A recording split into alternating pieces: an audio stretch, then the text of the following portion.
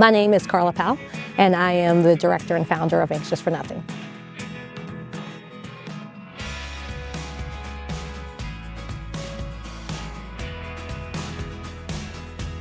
I would describe AFN as the Spirit of the Lord. Being in this place, there's light, there's life, there's a little bit of loudness and freedom, but it's a place where everyone belongs and where everyone can feel loved and encounter God's presence. We're thankful for whatever kids come through the door because we know that the atmosphere is really just an expression of who they are.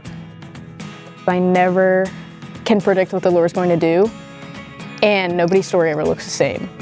You come as you are, and you are changed and transformed through the power of God. We have, a ton of ways that the youth can come in and just have a blast. We have a skate park, we have tons of different games they can play, but really the most important time of the night is when they gather up and we're able to share the message of Jesus Christ and worship with them. Carla has kind of led the way in just being bold and not being afraid of who Jesus is, but rather accepting him fully into, in her life, into our lives, and then inviting kids into that fullness. Nobody had questioned my faith. Nobody had ever challenged me in it.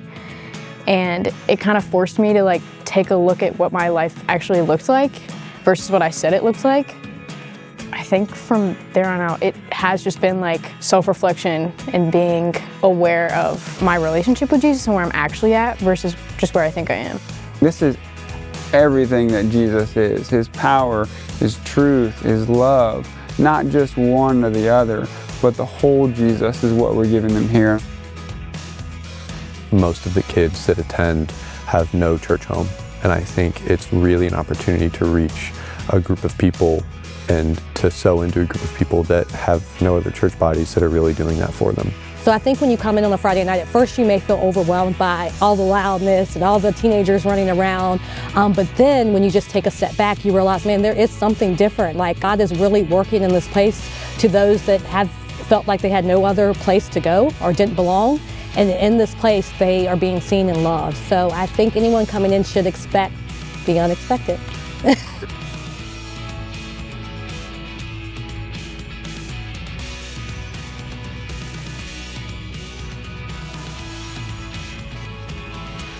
One of the pantries closed here in our community, and we just felt like this is our mission. God says to fill gaps in communities, and this is now a gap. And so we recognize that the youth don't have a ride to go to food pantries, and many of them are going home with no one there to cook for them. And so that's kind of where the youth pantry started. And then thinking about it and just praying about it, we really felt like we also want them to be empowered. We don't want them to feel embarrassed that they may need extra food or extra help. And so we wanted to teach them how to budget as well. So each youth comes in, they get a credit card, they get a budget that they can spend, and the food they get is things they'll actually eat, but it's also things that they can feed their family with and share with their family.